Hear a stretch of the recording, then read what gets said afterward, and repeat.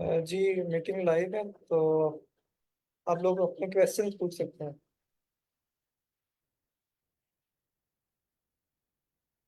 कुछ कुछ चीज़ें आप ट्राई कर रहे हो अपने एंड पे, और उससे रिलेटेड किसी का कोई क्वेश्चन है तो आप लोग पूछ सकते हैं। सर मेरा आपने कहा था ना कि बस एक ही पेज तैयार करना है, तो मैंने एक पेज तैयार कर लिया, मतलब मेरी असाइनमेंट हो गई है। बस एक छोटी सी मिस्टेक है, वो मैंने ना अभी लैपटॉप से ज्वाइन नहीं किया हुआ, तो वो मैं कल इंशाल्लाह उधर से ज्वाइन करके ना तो वो पूछ लूंगी। बाकी मेरा सारा हो गया है। जी मैम, ठीक है।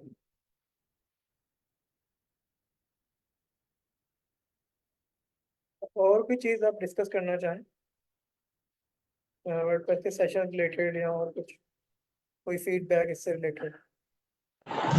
अच्छा सर, मैं ना आपसे ये कहना चाहूंगी, देखें जिस तरह अब आपने ना बैकएंड से डाटा चेंज करना सिखाया है, ठीक है ना। तो वो हमें जो है वो डैशबोर्ड में अपीयर हो रहा है कि हमने यहाँ से डाटा एंटर करना है। तो जिस तरह हमने जो मैंने कोड किया था, मैंने आपको दिखाया भी था, फुटर के लिए डाटा चेंज किया था तो वो कस्टमाइज में जाके किया था। तो मैं आपसे ये कहूंगी कि जब नेक्स्ट बैच स्टार्ट होना तो आप उसमें ना वहां पे भी कोई उधर तो फुटर के लिए चेंज करना सिखाया था ना, तो बाकी फील्ड्स के लिए भी ना उधर से सिखा दीजिएगा। मैम, आप ये कह रही हैं जो कस्टमाइज में ऑप्शन होता है, थीम कस्टमाइजर, उधर ऑप्शन ऐड करना सिखाएं। जी जी, मैं यही कह रही हूँ कि उधर ये ऑप्शन सिखाए जाएं कि उधर से हम हेडिंग को कैसे चेंज करें, उसके बाद हम अपने जो कंटेंट को कैसे चेंज करें, ये सारा कुछ मैं इंशाल्लाह नेक्स्ट बैच भी अटेंड करूंगी। तो देखिए ना, सेकंड बैच में बहुत कुछ सीखने को मिला और बहुत अच्छा सीखने को मिला। तो थर्ड बैच में थोड़ा सा डिफरेंट हो जाएगा ना, तो फिर चीजें उनको मतलब सीखने में फिर आसानी होती है ना। जब सेकंड सेमेस्टर कह रही हूँ, जब सेकंड बैच में चीजें सीखें फिर नेक्स्ट बैच में भी चीजें सीखने को मिलेंगी। तो फिर ऑब्वियसली सी बात है कि हमारी जो है वो टेक्निकल स्किल्स जो है वो इंक्रीज होंगी। जी जी मैम, ज़रूर। आपने बहुत अच्छा फीडबैक दिया है, तो इस पे हम काम करेंगे, और नेक्स्ट टाइम जो है उस थीम कस्टमाइजर में जो है ज़्यादा से ज़्यादा ऑप्शन ऐड करने की कोशिश करेंगे सेशन में। जी सर, इंशाल्लाह। जी। जी सर, काशिफ जावेद आपका, काशिफ शहजाद, आपका कोई क्वेश्चन है वर्ड के सेशन से रिलेटेड? आपका ये फर्स्ट डे है? जी फर्स्ट डे है सॉरी। ओके, आपको यस सर जी फर्स्ट डे। कोई आइडिया नहीं होगा तो हमने सर ये लास्ट वीक चल रहा है वर्डप्रेस का सेशन का, 8th वीक है ये, तो 2 मंथ का था। तो हमने पूरा, तो इसको 7th वीक तक हमने इसकी प्रैक्टिस की है, और ये लास्ट वीक है, तो इसमें स्टूडेंट जो है खुद प्रैक्टिस कर रहे होते हैं और उस अपने क्वेश्चन पूछते हैं, तो वही हम डिस्कस कर रहे हैं।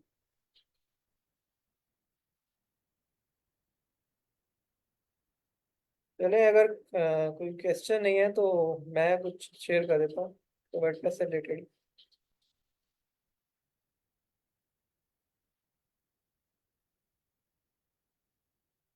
ओके, मैंने एक प्रोजेक्ट पे ही काम किया हुआ है, तो वो मैं शेयर करता हूँ आप लोगों के साथ कि मैंने उस पर किस तरह काम किया हुआ है। तो वर्डप्रेस का ही है, मतलब कस्टम कोडेड थीम ही है, तो आपको हेल्प होगी, मतलब मैंने जिस तरह से किया हुआ लॉजिक इम्प्लीमेंट करके, आपको आइडिया होगा किस तरह से ये चीज़ें होती हैं।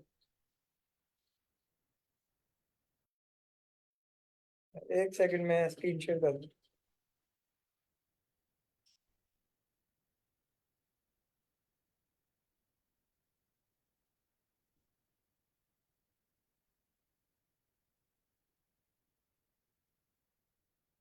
तो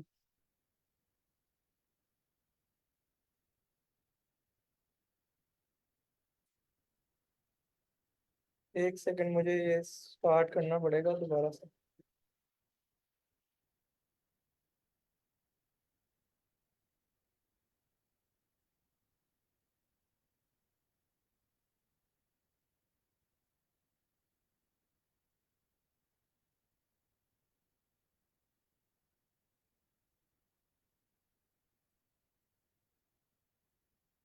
ओके, तो ये एक फिग्मा का डिज़ाइन था। फिग्मा का अगर आपको आइडिया नहीं है तो प्रोफेशनल इंडस्ट्री में मोस्टली आपको फिग्मा के डिज़ाइन मिल रहे होते हैं, तो आप उस डिज़ाइन को कन्वर्ट करते हैं HTML CSS में, या वर्डप्रेस के थीम में, या जो भी आपको डिज़ाइनिंग का पार्ट होता है मोस्टली वो फिग्मा में मिलता है या PDF में मिलता है। तो ये फिग्मा का डिज़ाइन था मेरे पास, तो मैंने उसी नाम से जो है वेबसाइट का नाम दे दिया और थीम का नाम ये रख दिया।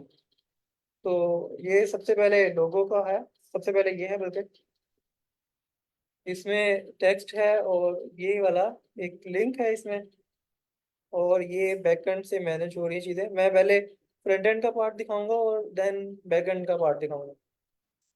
तो हम वन बाय वन इसको एक्सप्लोर करते हैं। तो एक मैंने थीम सेटिंग्स पेज जो है वो यहाँ पे रजिस्टर किया हुआ है। तो ये चीज़ें हमने डिस्कस की हुई हैं कि हम थीम सेटिंग्स पेज किस तरह से रजिस्टर करते हैं। तो सेटिंग के नीचे सेटिंग थीम सेटिंग पेज है, और ये टॉप टेक्स्ट है जो सबसे ऊपर शो हो रहा है आपको, ये वाला। और इसके साथ ही लिंक जो अटैच है वॉच नाउ, ये हार्ड कोडेड है, और इसके साथ लिंक अटैच है ये वाला। जो भी लिंक अटैच होगा, अटैच करना होगा, वो हम यहाँ पे ऐड कर देंगे। इसको हम सेव करेंगे तो ये यहाँ पे अपडेट होगा। देन उसके बाद ये लोगो है। अच्छा, अभी लोगो जो है वो आई थिंक हार्ड कोडेड है, लोगो के लिए मैंने कोई सेटिंग अप्लाई नहीं की। ये मेन्यू सेकेंडरी मेन्यू है, ये प्राइमरी मेन्यू है, और ये सेकेंडरी मेन्यू है। तो इसमें मैं कोई आइटम ऐड करके दिखाता हूँ।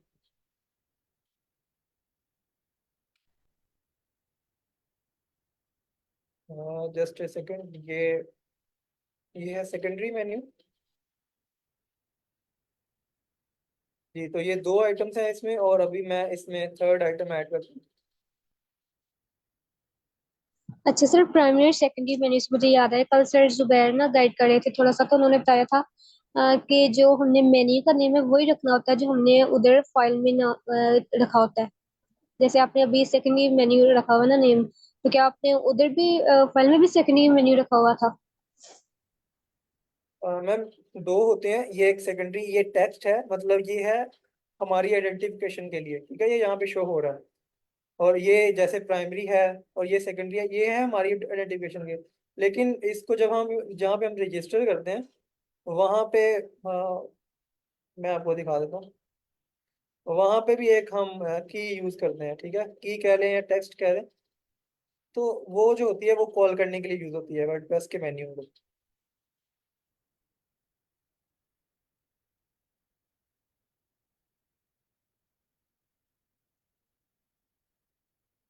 एक सेकंड, मैं वहाँ पे हेल्प होगा, ये होगा फंक्शन डॉट PHP में,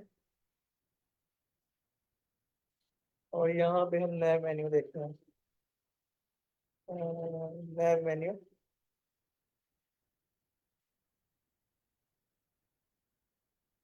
तो ये फुटर के मेन्यूज हैं। ओके जी, ये है जहाँ पे मैंने दो मेन्यूज रजिस्टर किए हुए हैं, एक है प्राइमरी और ये है सेकेंडरी। ये जो है ये इंपॉर्टेंट है, ठीक है, ये आपने एज इट इज यूज करना होता है वहां पे जहाँ पे आपने इसको कॉल करना है। और ये वाला टेक्स्ट है, ठीक है, ये टेक्स्ट आपने यहाँ पे शो जो करवाना हो वो वाला यूज करेंगे। ठीक है, प्राइमरी मैं इसके साथ मेन्यू लिख देता हूँ ताकि डिफरेंस रहे। सेकेंडरी मेन्यू, ठीक है। तो ये कहाँ पे अपडेट होगा, मैं इसको सेव करता हूँ। ये की है कॉल करने के लिए, ठीक है, एरे के अंदर की है, इसको हम यूज करके मेन्यू को कॉल करते हैं जहाँ पे अपने डिस्प्ले करवाना होता है। मैं यहाँ पे रीलोड करता हूँ, तो यहाँ पे प्राइमरी और सेकेंडरी मेन्यू, यहाँ पे इसके साथ मेन्यू ऐड हो जाएगा। तो मैंने सेव नहीं किया शायद इसको।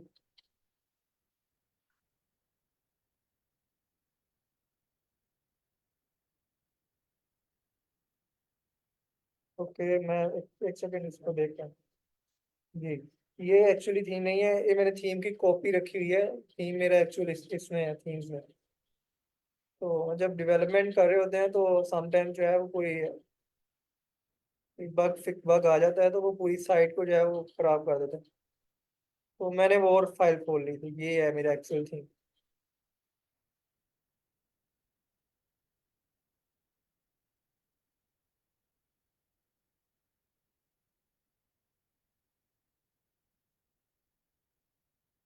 फंक्शन जो PHP में यहाँ पे मेन्यू है, और ये प्राइमरी मेन्यू,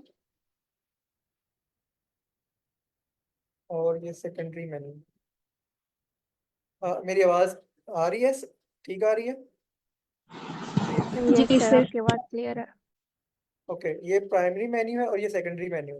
ठीक है, तो आप देख देख रहे हैं यहाँ पे हमने चेंज किया तो वहां पे चेंज हो रहा है। अब ये जो की है, क्योंकि ये एसोसिएटिव अरे है, हमने पढ़ी हुई है एसोसिएटिव अरे, तो उसमें की वैल्यू फॉर्म में होते हैं। तो ये की है और ये इसकी वैल्यू है। तो अब हम इसको यूज करके हम इसको कॉल कर रहे होते हैं मेन्यू को। ठीक है, मैं ये की को सर्च करता हूँ हेडर में, क्योंकि मेरे दोनों मेन्यू जो है वो हेडर में ही है। तो हेडर में मैंने कहाँ पे कॉल किया हुआ, ये थीम लोकेशन मैंने इसको प्राइमरी सेट किया हुआ है, और इसके ऊपर ही मैंने सेकेंडरी भी कॉल किया हुआ है। जी। जी, इसमें कोई क्वेश्चन है आपका? नो सर, क्लियर है। ओके, तो अब हम नेक्स्ट देखते हैं। ठीक है, प्राइमरी मेन्यू, ये सेकेंडरी मेन्यू है और ये प्राइमरी है। तो ये प्राइमरी में भी इस तरह आप आइटम ऐड कर सकते हैं, तो ये इधर जाते जाएंगे। ओके, ये सर्च बॉक्स है, ये इसमें आप कुछ भी ऐड करेंगे और इस आइकन पे क्लिक करेंगे तो सर्चिंग के लिए है। ओके, और ये जो है ये स्लाइडर है। स्लाइडर में क्या है, एक टेक्स्ट है, एक टाइटल है, और इसमें ये इसकी डिस्क्रिप्शन है। यहाँ से हम इसकी स्लाइड को स्क्रॉल कर सकते हैं, और इसके नीचे भी यहाँ पे बटन्स हैं स्क्रॉल करने के लिए। और यहाँ पे फंक्शन है एक, कि अगर मैंने बैकएंड में एक्चुअली कितने फील्ड है, मैं फील्ड्स बताता हूँ पहले। एक फील्ड है ये टेक्स्ट हेडिंग के लिए, टाइटल के लिए। सेकंड फील्ड है इस टेक्स्ट के लिए। और थर्ड फील्ड है ये इमेज के लिए जो बैकएंड में शो हो रही है। ठीक है, तीन फील्ड ये हो गए, और फोर्थ फील्ड है इस वीडियो के लिए। अच्छा, अब फोर्थ फील्ड में ये लॉजिक है कि अगर मैंने किसी स्लाइडर में किसी वीडियो का लिंक दिया हुआ है तो ये प्ले बटन शो होगा, और अगर मैंने कोई लिंक नहीं दिया तो ये प्ले बटन शो ही नहीं होगा। तो अभी के लिए दोनों पे शो हो रहा है क्योंकि दोनों के लिए लिंक है।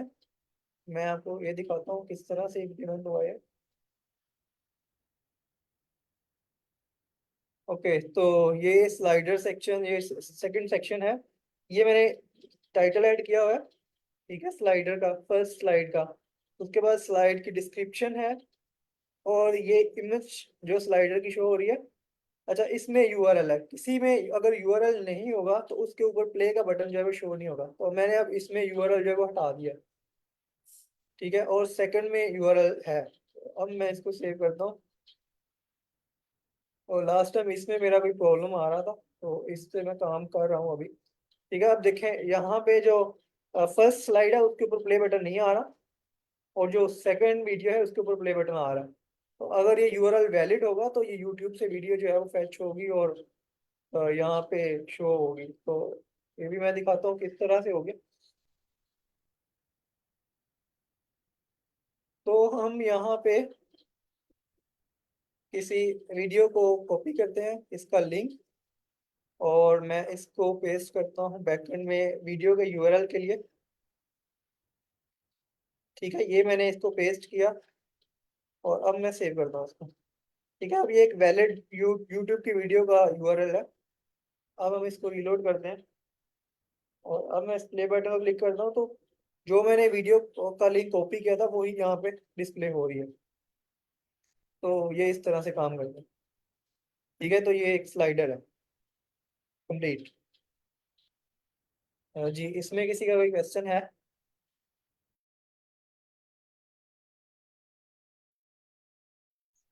सर, स्लाइडर को जावास्क्रिप्ट के में लिख के तो आपने इसको फ्रंट पेज पे कैसे शो करवाया हुआ है? जी बिल्कुल, बहुत अच्छा क्वेश्चन है। मैंने क्या किया है कि मैंने पहले HTML और जावा HTML CSS और जावास्क्रिप्ट लिखी। ठीक है, अब जहाँ जहाँ पे मेरी थी, जहाँ जहाँ पे मेरी टाइटल था और डिस्क्रिप्शन थी और इमेज थी, वहां पे मैंने क्या किया, बैकएंड में फील्ड्स बनाए, और उन फील्ड्स की वैल्यू मैंने वेरिएबल्स में असाइन की। और देन मैंने जो HTML CSS से स्लाइडर बनाया था जहाँ पे टेक्स्ट था, उसके लिए एक वेरिएबल बना हुआ है, ठीक है, वो वेरिएबल को कॉल कर दिया। डिस्क्रिप्शन के लिए एक वेरिएबल बनाया, उसकी उसमें जो वैल्यू स्टोर होगी उसको यहाँ पे कॉल कर दिया। तो मैं दिखाता हूँ ये फ्रंट एंड से, तो किस तरह से हो रहा होगा। इसमें एक्चुअली बूटस्ट्रैप यूज हुई है, जो बूटस्ट्रैप का स्लाइडर है बना बनाया, वो मैंने यूज किया था, और मैंने उसमें वैल्यूज जो है वो कॉल कर ली थी, ठीक है। WP क्यूरी से ना मैंने इसकी वैल्यूज को कॉल कर लिया था। तो थोड़ा सा एडवांस हो जाएगा क्योंकि इसमें मल्टीपल स्लाइड्स ऐड हो सकती हैं। बैकएंड में हम क्लिक करेंगे तो ये न्यू स्लाइड्स ऐड हो जाएंगी, हम स्लाइड्स को रिमूव कर लेंगे। तो ये लास्ट टाइम कोई एरर आ रहा था इसमें, इसलिए अभी इसमें कुछ फिक्स सेशन की जरूरत है। यहाँ पे हम इसको रिमूव भी कर सकते थे। अभी इसमें कोई एरर आ रहा है, मैं इस पे काम कर रहा हूँ अभी। ओके, तो यहाँ पे क्या हो रहा है,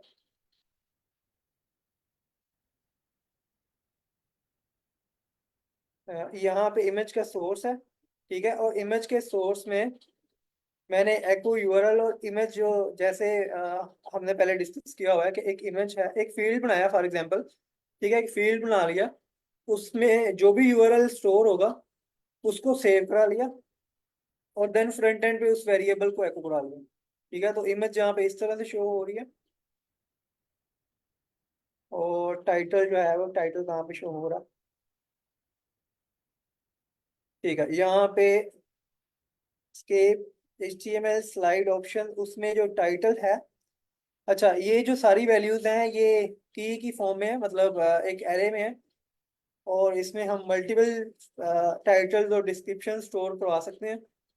तो इसलिए ये लूप यहाँ पे रन हो रहा है, यहाँ पे एक सेकंड, यहाँ पे लूप रन हो रहा होगा, ठीक है, फॉर ईच। क्या हो रहा है कि जहाँ पे बैकएंड में चीजें स्टोर हो रही हैं वहां पे पूरी सारी चीजें एक एरे में स्टोर हो रही हैं, और देन उस एरे से सारी की सारी वैल्यूज जो हैं वो यहाँ पे फैच हो रही हैं। अब जितनी भी स्लाइड्स ऐड होंगी सबके लिए फॉर ईच लूप चलेगा, और उतनी ही स्लाइड जो है वो फ्रंट एंड पे शो होंगी। तो ये फॉर ईच लूप, पहले मैंने एरे बनाई हुई है बैकएंड में, और एरे में मैंने टाइटल्स, डिस्क्रिप्शंस, इमेज के यूआरएल्स और वीडियोस के यूआरएल सबको स्टोर किया हुआ है। देन उस जो एरे पे मैंने फॉर ईच लूप यूज किया हुआ है, और फॉर ईच लूप यूज करके मैंने जो की के साथ वैल्यूज हैं, टाइटल की जो की है वो फेच कर ली। स्लाइड ऑप्शन की जो एरे है, इसमें जो टाइटल की है उसको कॉल करके टाइटल फेच कर लिया। स्लाइड ऑप्शन के एरे में जो डिस्क्रिप्शन की है उसको यहाँ पे कॉल कर लिया। स्लाइड ऑप्शन में वीडियो की जो की है उसके साथ मैंने वीडियो को कॉल कर लिया। तो ये इस तरह से काम करेंगे। इन डेप्थ में जाएंगे तो काफी टाइम हो जाएगा, अभी और भी चीजें हैं। मैं सिर्फ आप लोगों को आइडिया दे रहा हूँ, आप लोग इम्प्लीमेंट इसको कर सकते हैं बहुत आसानी से, इसमें कुछ मुश्किल नहीं है।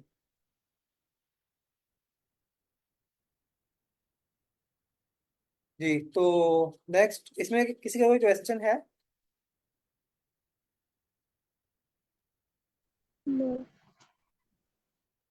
हाँ सर, क्वेश्चन नहीं है, लेकिन मैं एक इस पे कमेंट देना चाहूंगी कि मतलब हमारा जो बूट कैंप 1 का जो प्रोजेक्ट था मेरा, लाइक सो मैनी थिंग्स, मैंने बहुत सी चीजें न्यू लर्न की थी। वर्डप्रेस से रिलेटेड अपना प्रोजेक्ट भी कंप्लीट किया था, और बहुत सी चीजें, फील्ड्स वगैरह, न्यू फील्ड्स वगैरह ऐड करना सीखी थी। लेकिन अब ये वाला प्रोजेक्ट जो मैं आपका देख रही हूँ, इट्स अमेजिंग। मतलब देख के बहुत सी चीजें जो है ना वो मतलब पता लग रहा है कि there is so much more to learn. मतलब बहुत सी ऐसी चीजें हैं जो अभी हो सकती हैं इसमें। लाइक अगर हम एडवांस लेवल पे मजीद जाते हैं तो मतलब एक मोटिवेशन है कि अगर हम सीखना चाहें तो यहाँ तक भी पहुंच सकते हैं और इससे आगे भी पहुंच सकते हैं वर्डप्रेस डेवलपमेंट में। अभी हमने तो एक बिगिनर लेवल का जो है वो प्रोजेक्ट किया था, but it's simply amazing sir, excellent. जी मैम, थैंक यू। बिल्कुल, हम सेशंस में भी इस लेवल का डिस्कस कर सकते हैं, और इसमें ये है कि जो स्टूडेंट्स हैं वो बेसिक लेवल्स का ही कवर नहीं करते, तो इस वजह से हम थोड़ा स्लो स्लो चलते हैं, मे बी उनके लिए कुछ डिफिकल्टीज होती हैं, या वो या कोई और रीज़न होती है। तो अच्छा सर, सर जब इसमें हम अपना है ना, जी जी जी। तो हमें लगता है कि हमें आता है, लेकिन जब आप इतना अच्छा दिखा देते हैं तो हम कहते हैं कि हम तो कुछ भी नहीं है। अब आप इतना अच्छा दिखा रहे हैं तो अब अपना सोच के हो रहा है कि हमारा तो इसके मुकाबले में कुछ भी नहीं है, आपने माशाल्लाह बहुत अच्छा किया हुआ है। अ, मैम मैम एक्चुअली ऐसे है कि कोडिंग जो है वो फर्स्ट टाइम मतलब आप ये अगर ये समझ रही हैं कि मैं फर्स्ट क्लास लूँ और मैं उसमें मतलब एक्सपर्ट बन जाऊँ, तो ये आई थिंक इम्पॉसिबल है। मैंने जब कोर्सेज शुरू किए थे HTML CSS के, मैंने कोर्सेरा से कोर्सेज किए, यूट्यूब से बहुत सारे कोर्सेज किए। तो मुझे भी ऐसा लगता था कि कोडिंग जो है वो मेरे लिए नहीं है, इसमें मैं फेल हो रहा हूँ बार बार। मुझे कोड जब देखता हूँ खुद से किसी का समझ आ जाता है, लेकिन खुद से जब लिखना पड़ता है तो तब लिखना नहीं आता। तो ये नंबर वन रूल कोडिंग का ये है कि इसको जितना हो सके प्रैक्टिस करें। ठीक है, अपने एंड पे एक दफा लिखें कोड, ऊपर से देख के लिखते जाएं। अगर आपको नहीं आ रहा तो ऊपर से देख के लिखते जाएं। आप 10 दफा लिखेंगे तो जो 11th टाइम जो है आप खुद ब खुद आपके जहन में इस तरह बैठ जाएगा, वो भूलेगा नहीं वो। तो इसका जो नंबर वन रूल है कोडिंग का वो यही है कि प्रैक्टिस बार बार करें इसकी। ठीक है, और जी डिफरेंट सर। चीजें अप्लाई करके देखें अपने एंड पे। सर बिल्कुल ठीक कहा आपने, लेकिन मैं इसमें ना एक और चीज ऐड करना चाहूंगी। जैसे मतलब ऐसा होता है कि बूट कैम्प जो है वो 2 मंथ्स का होता है, ठीक है। हमने बिल्कुल बिगिनर पे स्टार्ट करना होता है और एक एडवांस लेवल पे लेके जाना होता है। तो यहाँ तक आते आते जो है वो हम काफी हद तक कवर कर लेते हैं। अब जैसे मैम मारिया ने कहा कि इस तरह से फील्ड्स वगैरह ऐड करना मजीद नेक्स्ट जो है वो ना बूट कैंप में सिखाई जाए।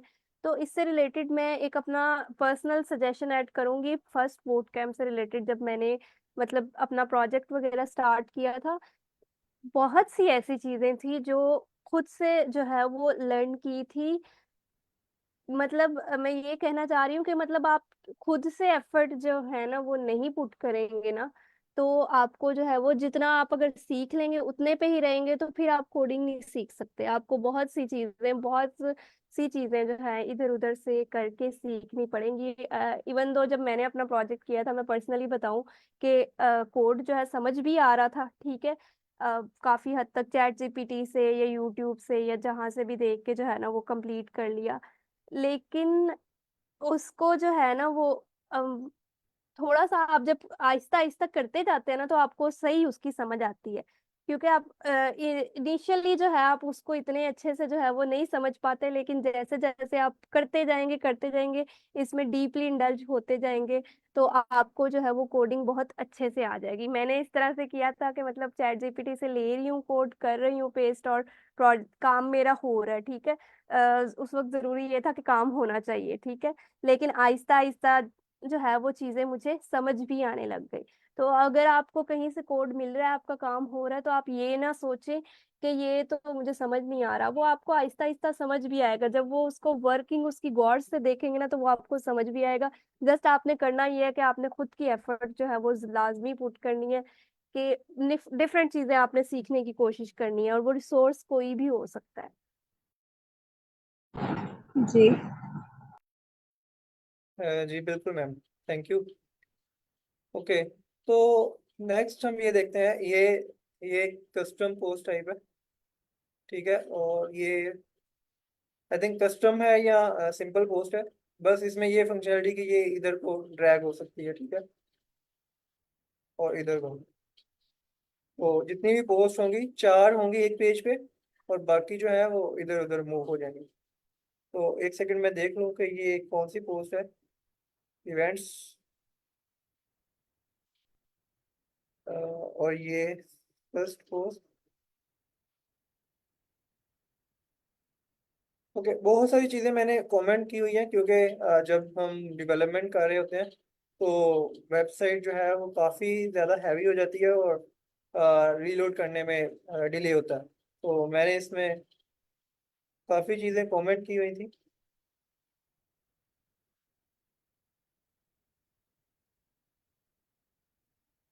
तो एक सेकंड, मैं इस पोस्ट को देख लूँ कि ये पोस्ट कहाँ से आ रही है। जी, ये स्लाइडर से आ रही है, ठीक है, स्लाइड्स की पोस्ट।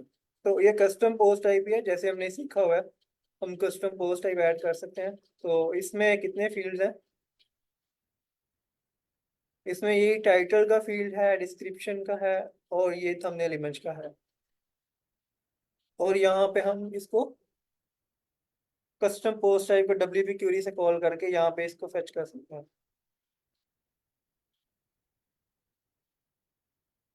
तो मैं इसका भी दिखा देता हूँ। ओके, फ्रंट पेज पे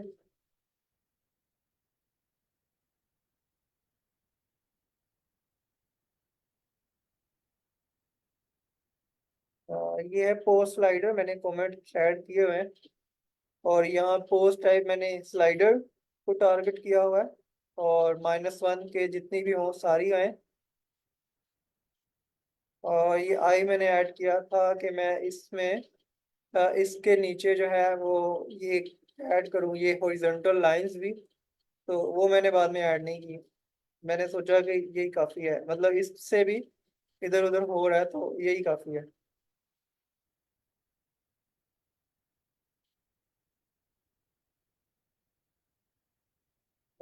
आई थिंक।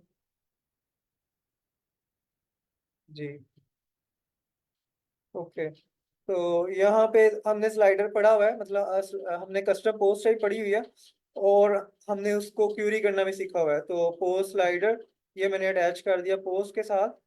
और ये फील्ड में मैं क्या करता हूँ, जब भी मैं डेवलपमेंट कर रहा होता हूँ तो मैं पहले जो है सिंपल HTML CSS लिख लेता हूँ।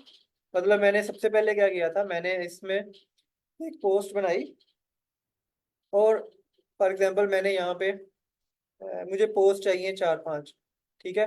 तो मैं क्या करता हूँ, मैं एक बनाऊंगा यहाँ पे सिर्फ HTML CSS की मदद से। मैं इतना सा बॉक्स बनाया, उसमें एक मैंने टाइटल ऐड कर लिया और उसमें मैंने इमेज ऐड कर ली, ठीक है। तो अब मैं क्या करूंगा कि मुझे मल्टीपल चाहिए, मतलब मुझे इतने चाहिए कि जितने बैकएंड में पोस्ट हैं, ठीक है। फॉर एग्जाम्पल मैंने यहाँ पे एक बना ली। अब मुझे इतनी चाहिए जहाँ पे फॉर एग्जाम्पल यहाँ पे कितनी पोस्ट है, यहाँ पे 8 या 9 पोस्ट हैं। तो जब ये लूप चलेगा और ये इस एक पोस्ट का कंटेंट लूप के अंदर होगा, तो लूप उसको मल्टीप्लाई कर देगा उतने दफा जितनी जितनी पोस्ट होंगी, ठीक है। तो ये वर्डप्रेस में ये तरीका होता है काम करने का। मतलब आप एक ने आपने एक पोस्ट डिजाइन कर ली यहाँ पे, और इसको लूप के अंदर रख दिया, जितनी पोस्ट होंगी फिर इस पोस्ट के रिलेटेड उतनी दफा खुद ब खुद बॉक्स बन जाएंगे सारे। और स्टाइलिंग आप इस तरह से दे सकते हैं, डिस्प्ले टेक्स्ट करेंगे तो एक ही लाइन में होगा, डिस्प्ले कॉलम करेंगे तो इस लाइन में जाना शुरू कर देगा। तो ये इस तरह से काम करता है। जी, इसमें किसी का कोई क्वेश्चन है?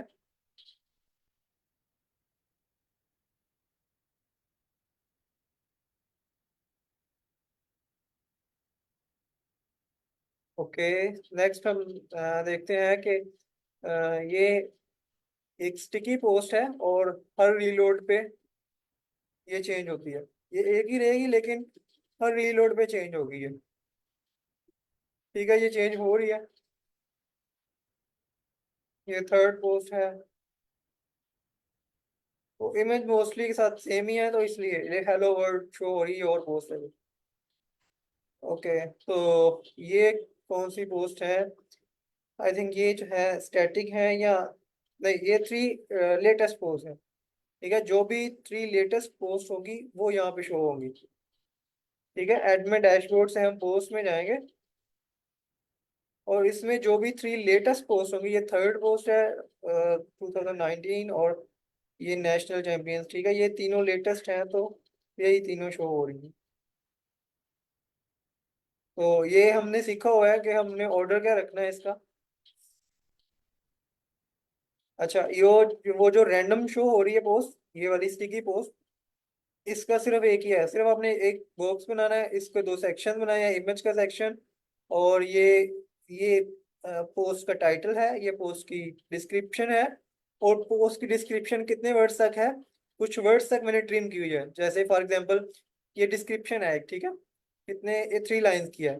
फॉर एग्जांपल किसी पोस्ट में 10 लाइंस है किसी की डिस्क्रिप्शन में, तो क्या होगा कि यहाँ पे स्ट्रक्चर खराब होगा इसका। तो हम इसके लिए क्या फंक्शन यूज करते हैं, हम ट्रिम वर्ड्स का फंक्शन यूज करते हैं। तो मैं वो दिखाता हूँ यहाँ पे। जी, WP ट्रिम वर्ड्स, ये क्या करता है कि पोस्ट का कंटेंट लेता है और उसको कुछ वर्ड्स तक रिस्ट्रिक्ट कर देता है। ठीक है, अब कोई भी पोस्ट आएगी, उसका जो कंटेंट है वो 14 वर्ड्स तक जो है वो ट्रिम हो जाएगा और यहाँ पे शो होगा। तो इससे फायदा ये होगा कि फॉर एग्जाम्पल किसी में 100 वर्ड्स भी हैं, तो ये इसको 14 वर्ड्स तक ट्रिम करेगा और यहाँ पे शो करवाएगा। डिजाइन रिक्वायरमेंट्स यही थी, लेकिन यहाँ पे रीड मोड का बटन भी होना चाहिए था, और वो मैंने ऐड नहीं किया क्योंकि डिजाइन रिक्वायरमेंट यही थी। रीड मोर का बटन होना चाहिए था जहाँ पे हम क्लिक करके इसको सिंगल पेज पे, सिंगल पोस्ट पे लेके जाओ। ठीक है, और अब यहाँ पे स्टिकी पोस्ट कंटेनर, ये स्टिकी पोस्ट का कंटेनर यहाँ पे एंड हो रहा है, और रीसेंट पोस्ट का कंटेनर जो है वो यहाँ से स्टार्ट हो रहा है। जो ये रीसेंट पोस्ट है, ये 3 रीसेंट पोस्ट है। मैंने बताया कि हम ये लिंक है अपने सिंगल पेज से। ठीक है, रीड मोर के साथ मैंने इसको लिंक किया हुआ है।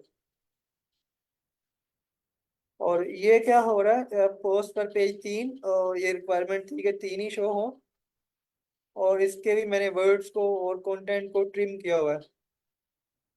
और ये थंबनेल है पोस्ट का, तो ये सिंपल ही है। इसकी जो ऑर्डर बाय डेट, और डेट के साथ डिसेंडिंग ऑर्डर में जो लेटेस्ट पोस्ट हो वो शो हो, और नंबर इनका 3। तो इसमें कुछ खास नहीं था इतना। ओके, तो अब यहाँ पे ये ट्विटर की एपीआई यूज हो रही है यहाँ पे, और यहाँ पे फेसबुक की एपीआई यूज नहीं हो रही। फेसबुक के लिए ओ एम्बेड एक एपीआई है, ओ एम्बेड। ठीक है, आप सर्च करेंगे तो आपको मिल जाएगी ओ एम्बेड के नाम से। उससे क्या होता है कि फेसबुक आपको एक कुछ कोड देता है। उस कोड को आप अपने, जहाँ पे अपने डिस्प्ले करवाना हो वहाँ पे पेस्ट करेंगे तो सिंपल आपका पेज जो है वो वहाँ पे डिस्प्ले होने लग जाएगा। तो मैं आपको ट्विटर का दिखाता हूँ। अभी मैंने ये चीज़ें जो है वो कमेंट आउट की हुई हैं ताकि रीलोड जल्दी हो। ओके, पहले तो ये बता दूं मैं कि ये दोनों विजेट्स हैं। ठीक है, विजेट्स में इनकी सेटिंग्स हैं प्रॉपर। अपीयरेंस में जाते हैं और हम जाते हैं विजेट्स में।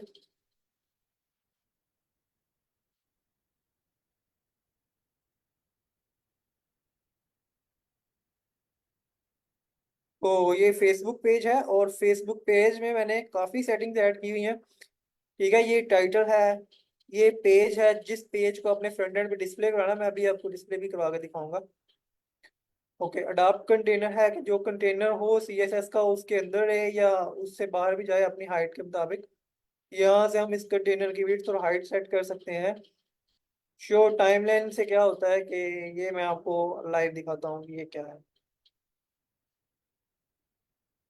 ओके, ये ट्विटर के लिए है साइड बार 2, और ये फेसबुक के लिए साइड बार 1। तो मैंने इनको सेव किया।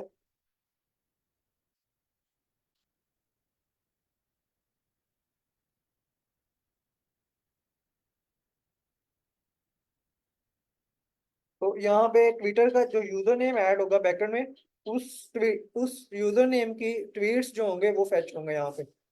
ठीक है, तो ये मैंने रैंडम यूजर नेम ऐड किया हुआ है, तो उसके जो ट्वीट्स हैं लेटेस्ट वो फेच हो रहे हैं यहाँ पे। और ये फेसबुक पेज है, फेसबुक का ऑफिशियल पेज मैंने ऐड किया हुआ है। यहाँ पे हम आईकोड गुरु ऐड करके देखते हैं। तो यहाँ पे फेसबुक का जो टाइमलाइन है उसके ऊपर वीडियोस हैं, शेयर का बटन है, फॉलो पेज का बटन है। यहाँ मैं इसको स्क्रॉल कर रहा हूँ, मैंने ये हॉरिजॉन्टल स्क्रॉल दिया हुआ है, वर्टिकल सॉरी। अब इसको रिफ्रेश करता हूँ तो जैसे ही वो पेज जहाँ पे मैंने अपडेट किया बैकएंड में आईकोड गुरु में लिखा है, अब फेसबुक पेज आईकोड गुरु का यहाँ पे पैच होना चाहिए। तो ये आप इस तरह से चीज़ें जो है अपडेट कर सकते हैं। ठीक है, और दूसरे ऑप्शंस हैं, हाइट विड्थ हम सेट कर सकते हैं। टाइमलाइन क्या है, टाइमलाइन जो अभी शो हो रही है उसको मैं हाइड करता हूँ। ठीक है, ये हमारी टाइमलाइन है।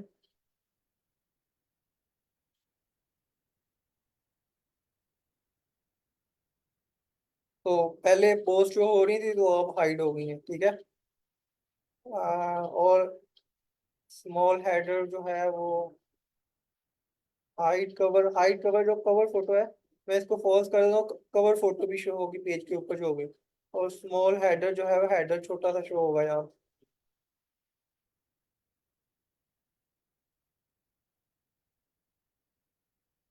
तो ये मैंने विजेट बिल्ड किया हुआ है, ठीक है, ये कवर फोटो शो हो रही है अब, और हमने टाइमलाइन हाइड कर दी हुई है, ठीक है, वो इसलिए शो नहीं हो रही। ओके, अब मैं विजेट दिखाता हूँ कि ये फेसबुक पेज का विजेट है यहाँ पे, ठीक है, ये फेसबुक पेज प्लगइन। तो ये विजेट है, मैंने इसको ड्रैग करके यहाँ पे किया हुआ है और इसमें मैं ऑप्शन शो करा रहा हूँ। इसी तरह से ट्विटर का है, ट्विटर पेज, ठीक है, ट्विटर विजेट। तो ये विजेट ट्विटर के लिए भी है और वो सेकंड में है, सेकंड साइड बार में, ठीक है, ट्वीट्स बाय दिस।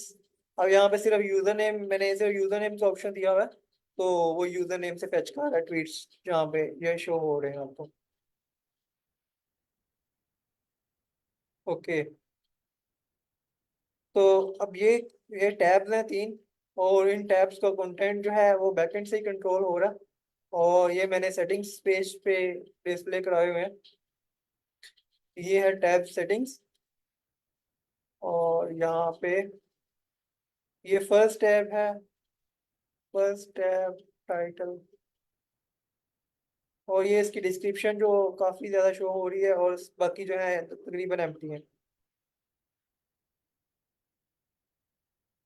तो ये यहाँ पे अपडेट हो रही हैं चीज़ें, ठीक है, फर्स्ट टैब टाइटल, आगे सेकंड, तो आप जहाँ पे जो जाएं इसका, मैंने इसकी मिनिमम विड्थ सेट की हुई है कि अगर कंटेंट हो या ना हो, तो ये इतनी इसकी विड्थ रहे, ताकि जो इसकी लेआउट है वो खराब ना हो। ओके, तो अब हम साइड बार में चलते हैं, ठीक है, ये साइड बार हमने देखे हुए हैं, आप चाहे होम पेज पे भी ऐड कर सकते हैं, हमने देखे थे इसको कि हम पोस्ट पेज पे किस तरह से ऐड कर सकते हैं। तो ये इवेंट्स की पोस्ट टाइप है, ये थोड़ा सा एडवांस है, मतलब थोड़ा सा इन सबसे डिफरेंट है। ये हम देखते हैं कि हमने बैकएंड में इस पे क्या किया हुआ है मैंने।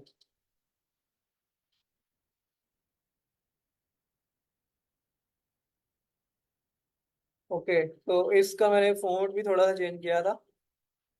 ये टाइटल है इवेंट का, यहाँ पे हम इसकी डिस्क्रिप्शन ऐड कर सकते हैं, मैंने इसमें कुछ भी ऐड नहीं किया। अच्छा, यहाँ पे इसका जो है डेट हम सेट, ये मैंने कस्टम फील्ड ऐड किया है एक पोस्ट में, ठीक है, पहले मैंने कस्टम पोस्ट टाइप ऐड की और देन उस कस्टम पोस्ट टाइप में इवेंट्स, और सॉरी इवेंट्स की डिटेल जो है ऐड की है। तो ये हम किस तरह से करते हैं, हम मेटा बॉक्स ऐड करते हैं, और मेटा बॉक्स में देन हम फील्ड रजिस्टर करते हैं, ठीक है, मेटा बॉक्स के लिए कॉल बैक फंक्शन होता है, और कॉल बैक फंक्शन में हम देन HTML लिखते हैं और देन उसकी वैल्यू जो है सेव करवा देते हैं। तो ये डेट है, ठीक है, तो इवेंट की डेट जो होगी, और ये इवेंट का स्टार्ट टाइम है वो क्या होगा, ठीक है, और इवेंट का जो एंड टाइम है वो क्या होगा, वो हम यहाँ पे सारी चीज़ें सेट कर सकते हैं।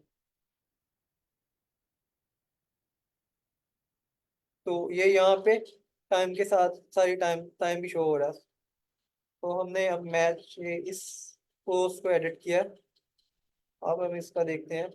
ओके, ये जो है ये फैच भी हो रही है एजेक्स से, ठीक है, एजेक्स क्या है, एजेक्स का मैं थोड़ा सा बता देता हूँ। वर्डप्रेस में यूज होता है एजेक्स, तो वो क्या करता है कि आपकी जो पोस्ट है डेटाबेस से उनको डायरेक्टली फेच करता है विदाउट रीलोडिंग, ठीक है, यहाँ पे जितनी भी पोस्ट है, ये तीन पोस्ट है, ठीक है, एट ए टाइम। अब मैं इसके ऊपर क्लिक करूंगा तो एजेक्स कॉल से ये नेक्स्ट पोस्ट को फेच करेगा, ठीक है, तो ये क्लिक के ऊपर एजेक्स कॉल हो रही है और देन जो डेटाबेस से नेक्स्ट पोस्ट जो है फेच हो रही है। अब ये इवेंट का टाइटल है, ये डेट है, और ये जो टाइम की रेंज स्टार्ट टाइम और एंड टाइम, ठीक है, तो हमने सुपर मैच का ऐड किया था 1 से 2, तो वो सेव भी हुआ है, डिस्प्ले भी करवा रहा है, ठीक है, इस तरह से ये हो रहा था।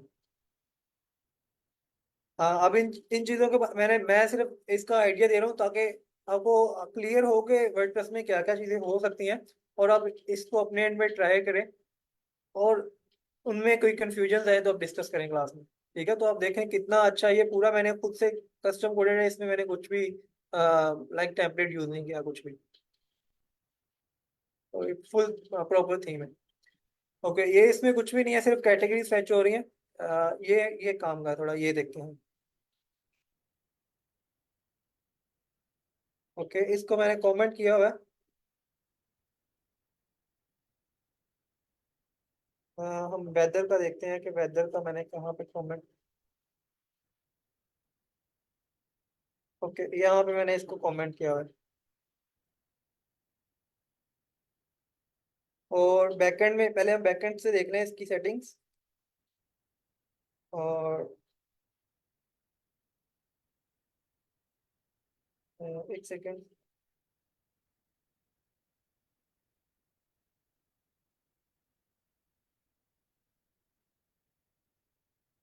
तो वेदर में क्या हो रहा है कि जो हमारी ओपन वेदर मैप एपीआई है, ओपन वेदर मैप, इसकी मैंने एपीआई यूज की है और इससे डाटा जो है वेदर का वो फेच किया हुआ है। ठीक है, ये आइकन जो है जैसे ही टेम्परेचर चेंज होगा तो ये आइकन्स भी चेंज होती हैं, तो ये सारी चीजें एपीआई प्रोवाइड कर दी है, तो वहां से मैंने फेच की है। तो अब ये लाहौर का वेदर शो हो रहा है, लाहौर का जो टाइम है वो भी एकदम सही है। तो ये टाइम शो हो रहा है और ये करंट वेदर का डाटा है। ठीक है, ये मतलब जो आज दिन होगा, डेट होगा, उसका डाटा होगा। और ये नेक्स्ट 3 डेज का भी डाटा होगा इसमें। ठीक है, और ये डेट है ट्यूसडे 4, जो अप्रैल का मंथ है वो। और ये ईयर। ओके, बैकएंड में इसके लिए क्या क्या ऑप्शन है वो हम देखते हैं। तो सबसे पहले टाइटल है यूज जियो लोकेशन, ये इस पे मैंने काम किया नहीं, इस पे मैंने काम करना था अभी। इसका क्या होता है कि जो भी कोई भी ओपन करे फॉर एग्जांपल आपकी वेबसाइट, तो उसकी जो लोकेशन है वो ऑटोमेटिकली डिटेक्ट हो आईपी एड्रेस के थ्रू, और उसका सिटी जो है वो खुद ब खुद यूज हो जाए, मतलब उसको खुद से मैनुअली ना यूज करना पड़े यहाँ पे। तो ये यूज जियो लोकेशन इसके लिए होता है। अच्छा, यहाँ पे सिटी है, हम सिटी ऐड कर सकते हैं, सिटी की बेस पे यहाँ पे वेदर चेंज होगा। स्टेट जो है वो एक एक्स्ट्रा फील्ड है, और मतलब यहाँ पे मैंने इसमें ट्राई किया था कि स्टेट के साथ और स्टेट के साथ भी और स्टेट के बगैर भी, तो दोनों तरह से वो ठीक काम कर रहा है, तो ये मैंने इसको अभी रिमूव करना है। मतलब ये इतना काम का नहीं है, सिटी की बेस पे ही हमें वेदर ठीक मिल जाता है। ओके, ये है फ़ारेनहाइट में और सेल्सियस में। हम इसका टेम्परेचर चेंज कर सकते हैं, और शो ह्यूमिडिटी और जो टेम्परेचर में होती है उसको हम हाइड और शो कर सकते हैं, जो फ्रंट एंड में शो हो रही होती है। ठीक है, इसी एपीआई में हमें ह्यूमिडिटी का भी ऑप्शन मिल जाता है, तो वो भी हम यूज कर सकते हैं। अच्छा सर, ये तो डेट एंड टाइम जो है वो गलत नहीं फैच करवा रहा? मैम, आप कहाँ पे देख रही हैं?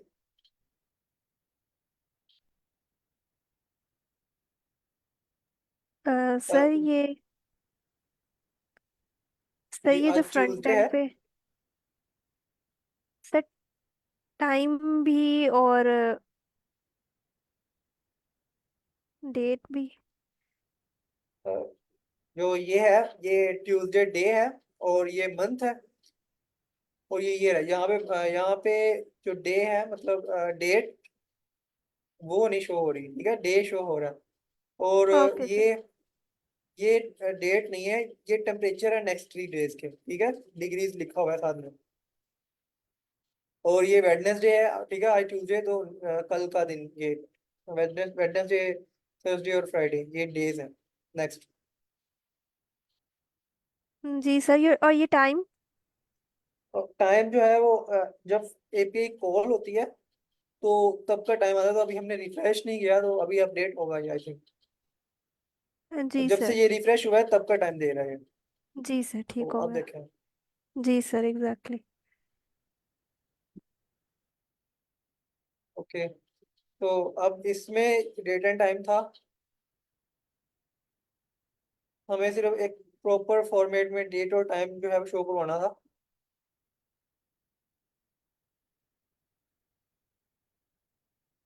तो ये लाइव टाइम जो है वो शो हो रहा है, तो इसमें आप इसके लिए भी आप सिटी ऐड कर सकते हैं जिसका आप टाइम शो करवाना चाह रहे हैं। अ, जी यहाँ पे अब सिटी ऐड करेंगे तो वो इसका टाइम फेच कर लेगी यहाँ पे। ठीक है, टाइम इस फॉर्मेट में, और ये डे है, ये डेट है, और ये मंथ और ये ईयर। तो ये इस तरह से हो रहा है। ठीक है, तो ये भी एपीआई के थ्रू ही हो रहा है, ओपन वेदर एपीआई के थ्रू ही हम कर सकते हैं ये।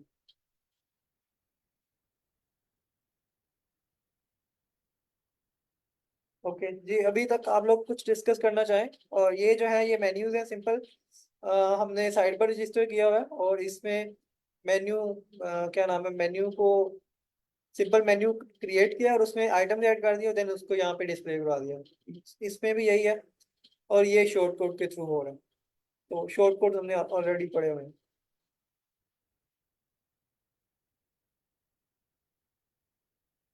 जी, किसी का कोई क्वेश्चन है यहाँ तक, कुछ डिस्कस करना चाहें अगर?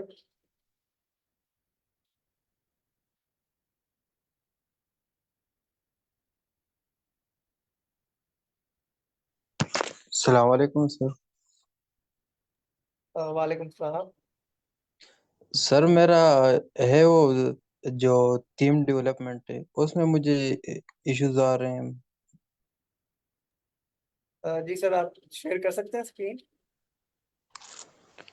हम्म, सबर सर वो मेरे मोबाइल से वो कनेक्ट किया हुआ लैपटॉप से करता हूँ, ट्राई करता हूँ, अक्सर इधर नेट इशू होते तो मोबाइल से कर लेते। जी ठीक है। मैं ट्राई करता हूँ अगर शेयर होते तो।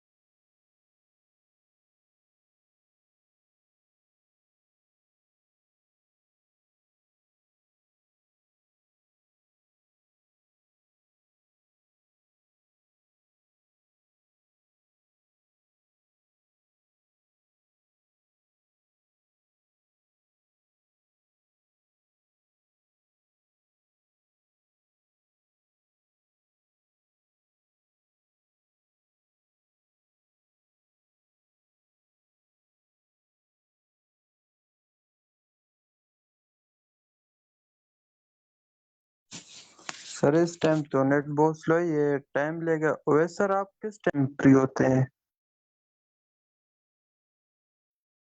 जी सर, आप कल इसी टाइम शेयर कर सकते हैं, आपका प्रॉब्लम।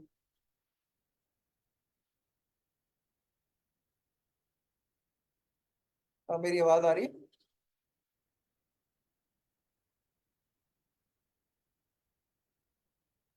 जी सर, आपकी आवाज़ आ रही है। है?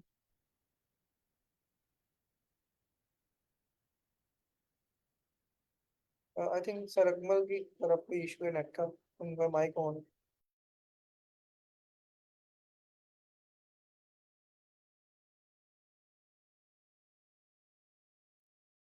जी मैम, मैम आमना, आप कर रही हैं प्रोजेक्ट पे काम?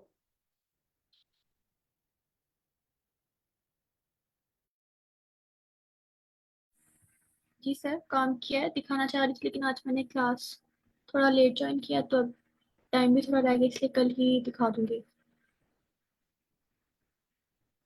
जी मैम, हो गया।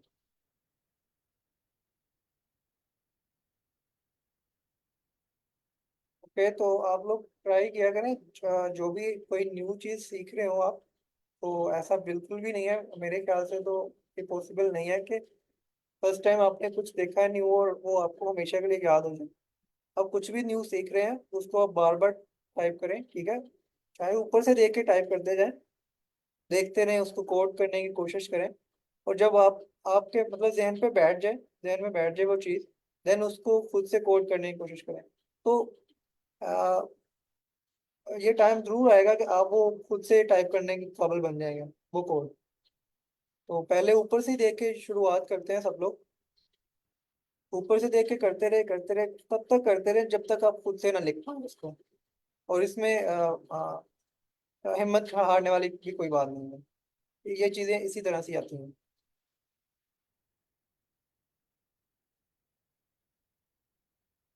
जी सर, बिल्कुल ठीक कहा आपने।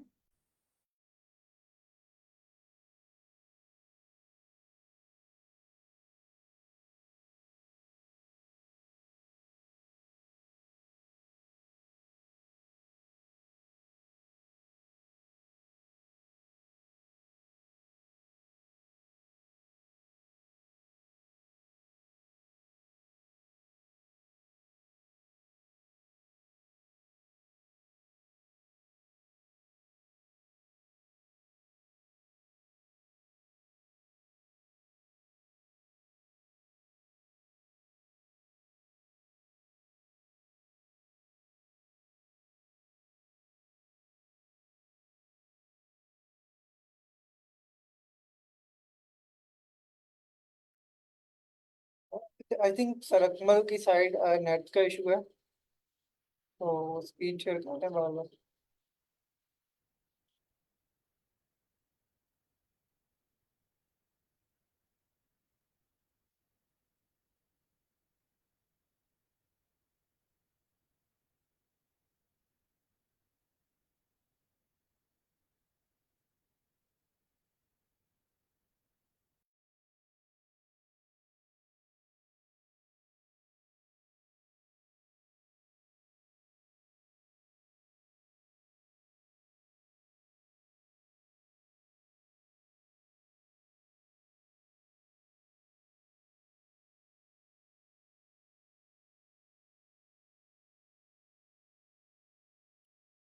सरकमल, आपका माइक जो है वो म्यूट है, तो अगर आप बोल रहे हैं तो काइंडली माइक ऑन कर लें। स्क्रीन आपकी विजिबल है, स्क्रीन शेयर हो रही है। सर अभी मेरा आवाज आ रहा है? जी सर, जी आ रही आपकी है। आवाज आ रही अच्छा सर, वो ये इस चीज को हम किस तरह डायनामिक बना सकते हैं, और इसके साथ ये जो स्लाइडर आ रहा है?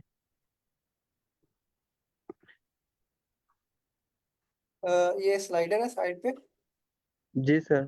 या ये एक इमेज इमेज लग रही है, स्लाइडर तो नहीं आई थिंक। सर स्लाइडर ये कैसे है? सर ये बैक पे अगर हम जाइए स्लाइडर। ओके,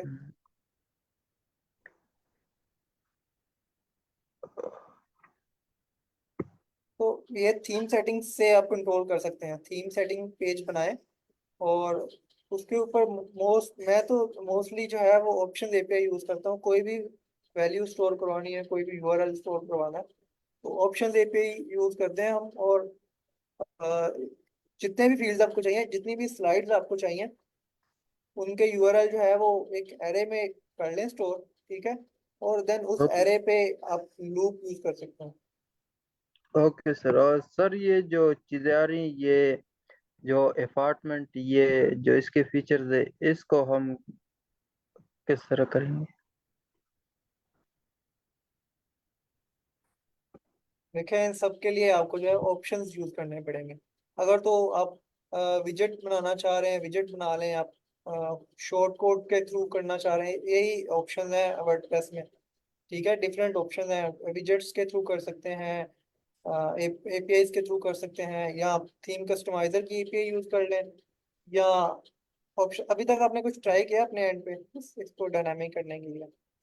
सर फिलहाल तो मैंने बस सिर्फ इसका ये सेटअप करवाया है, ये जो फंक्शन फाइल बनाए, पुटर और हेडर। ठीक है, तो सबसे पहला काम आपका अब ये होना चाहिए कि शुरू में ऊपर जाएं, सबसे ऊपर।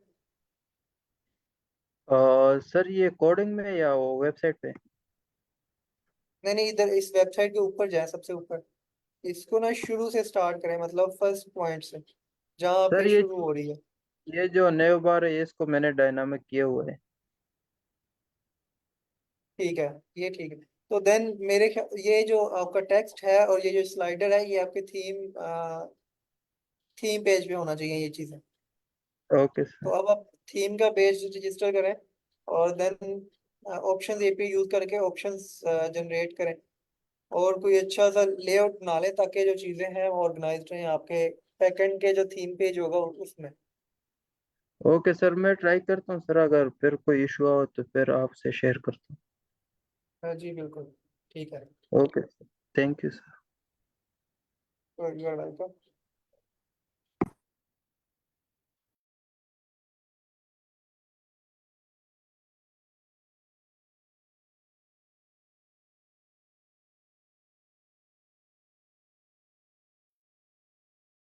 फिर I think time time over है और अब हम नेक्स्ट क्लास में डिस्कस करेंगे जो भी आपके क्वेश्चंस हुए।